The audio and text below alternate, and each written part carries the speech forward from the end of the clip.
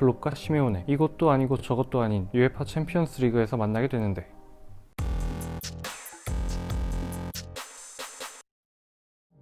비슷한 듯 다른 이 두 명장은 사카이즘 기반의 전술을 애용합니다.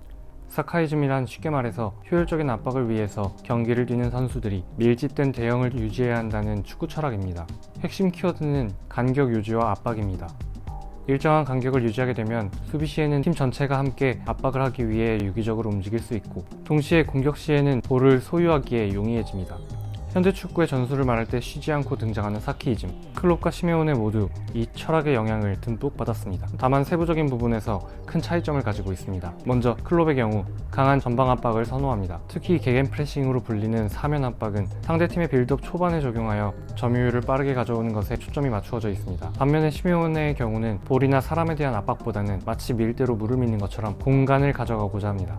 공이나 선수가 지나갈 만한 공간을 내어주지 않게 자리를 지키고 볼을 측면으로 슬슬 몰아갑니다. 그리고 공이 측면으로 가는 순간 혹은 확실히 뺏을 수 있다고 판단되면 아틀레티코 마드리드는 공을 향해 돌진합니다. 한 번도 맞서본 적 없는 두 감독, 이미 명장의 반열에 오른 두 감독, 게다가 이렇게 비슷한 듯 다른 두 감독, 사람들은 정말 궁금했습니다. 과연 둘이 싸우면 누가 이길까? 그렇게 서로 다른 리그에서 만나지 못한 날이 수원년, 결국 2019년 12월 16일 스위스 리옹에서 수많은 축구 전문가들과 팬들을 설레게 할 두 팀의 대결이 성사됩니다.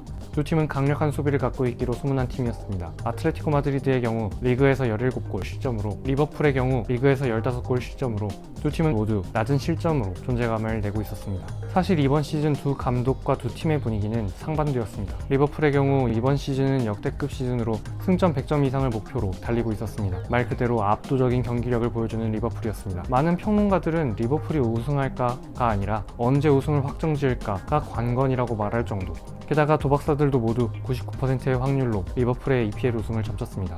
반면에 아틀레티코 마드리드는 리빌딩을 하고 있는 과도기 단계에 낮은 실점에 강한 수비가 사실 수비 능력치 몰빵인 수준이라 강팀 유전자를 잃어버려 6위라는 좋지 않은 성적을 가지고 있는데, 심지어 노잼 축구 442 똥꼬집을 아직까지도 부리고 있는 중이라 팬들의 비판 여론이 거세게 일고 있었습니다. 게다가 이적 시장 링크도 영 시덥지 않아서, 아무튼 이렇게 상반된 분위기의 두 팀이 만난 대결이기에 많은 전문가들은 리버풀이 승리할 것으로 예측했습니다. 하지만 슈퍼컴퓨터는 홈깡패로 유명한 아틀레티코 마드리드의 승리에 무게를 싣기도 했습니다. 아틀레티코 마드리드는 부상으로 인해 티어런 트리피어, 헥토르 에레라, 그리고 주앙 펠릭스가 빠진 채로 4-4-2 시스템으로 출전했습니다. 반면에 리버풀은 최상의 전력으로 나오게 됩니다. 파비뉴를 라볼 피아나로 활용한 것으로 보였고, 중원 싸움에서 든든함을 보태줄 바이날둠과 핸더슨이 선발로 출전했습니다. 아틀레티코 마드리드는 경기 시작부터 몰아붙였습니다. 처음 몇 분 동안 강하게 밀어붙이던 아틀레티코 마드리드는 결국 4분 만에 4월의 골로 앞서 나갔습니다. 그 후 아틀레티코 마드리드는 자신들이 제일 잘하는 플레이로 경기를 풀어나갔습니다. 내려앉아서 때를 기다리는 것이었습니다.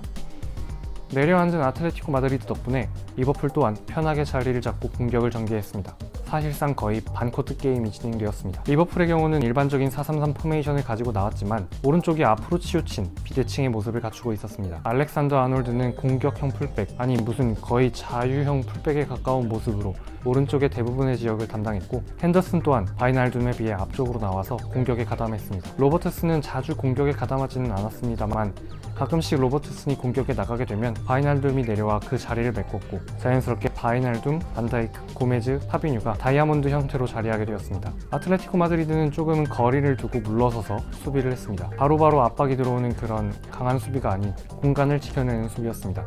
아틀레티코가 잘하는 전형적인 수비 방법으로 자리를 지키고 서서 공이 지나갈 길을 막는 느낌으로 일정한 간격을 유지하며 팀이 통째로 같이 움직이면서 수비를 합니다. 이러한 마드리드의 수비를 뚫기 위해서 리버풀은 스위치 플레이로 맞섰습니다. 통째로 움직이는 것처럼 보여도 어쨌든 각각의 선수들이기에 그 수비진 전체를 계속 흔들면서 공간이 나기를 유도하는 방법입니다. 하지만 아틀레티코 마드리드는 이에 대한 대비가 이미 준비된 것으로 보였습니다. 스위치 플레이를 진행하면서 공을 받을 선수 혹은 받은 선수를 압박하기 위해 가장 가까운 미드필더나 풀백이 효과적으로 몰아붙였습니다. 단적인 예로 스위치 플레이를 하는 리버풀에서 오른쪽 날개 역할을 한 알렉산더 아놀드에게는 중앙 미드필더인 사울과 파티가 끈적끈적하게 붙어다녔습니다. 아틀레티코 마드리드의 페널티 박스 안에서의 수비력은 매우 강했습니다. 리버풀이 밀집 수비를 공략하기 위해 박스로 크로스를 올리거나 빠르고 짧게 주고받다가 훅 밀어넣거나 어떻게 해도 끈질기게 막아냈습니다. 미드필더들은 페널티 박스 주변에 넓은 공간을 담당했고, 수비들은 골대 주위를 단단하게 방어했습니다. 심지어는 리버풀의 컵백까지도 사전에 미리 차단했습니다. 가끔씩 찾아온 마드리드의 공격 기회에서는 전적으로 공격수에게 의존하는 경향을 보였습니다. 바로 공격수에게 볼을 전달하거나 그런 모습을 보였습니다. 후반전 또한 전반전과 마찬가지로 쭉 흘러가게 됩니다. 아틀레티코 마드리드는 교체 카드로 르마를 마르코스 요렌테와 교체하고 코케를 왼쪽 미드필더로 옮겼습니다. 그리고 모라타와 코레아를 각각 비톨로와 디에고 코스타로 교체했습니다. 아무래도 파괴력 있는 공격수가 필요했을 겁니다. 리버풀의 경우는 마네를 오리기로, 살라를 체인벌린으로, 그리고 부상으로 나간 핸더슨을 대신하여 밀너를 출전시켰습니다. 사실 저 또한 강력한 공격력을 지닌 리버풀이 이렇게 허무하게 당할 것이라고는 생각도 못했습니다. 특히나 클롭 감독의 전술적인 성장이 컸던 만큼 아틀레티코 마드리드 특유의 끈적한 수비 전략을 어떻게 뚫어낼지 매우 궁금했고 또 그것에 주안점을 두고 시청했습니다.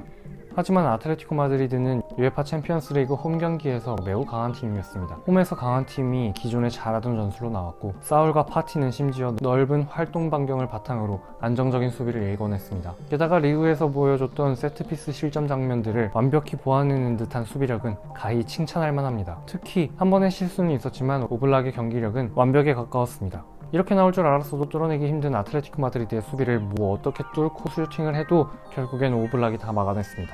서로가 평소에 즐겨 쓰던 전술을 들고 나왔고 서로가 이를 예상하고 있었습니다. 하지만 결국 1차전에서는 시메오네가 이기고 말았습니다. 클롭은 어떻게 나올지 뻔했던 아틀레티코 마드리드의 숨막히는 수비 축구에 대응하기 위해서 나비 케이타나 미나미노 같은 비교적 잠재적으로 창의적인 선수들을 기용하지 않은 것이 조금은 실수이지 않았을까 생각됩니다.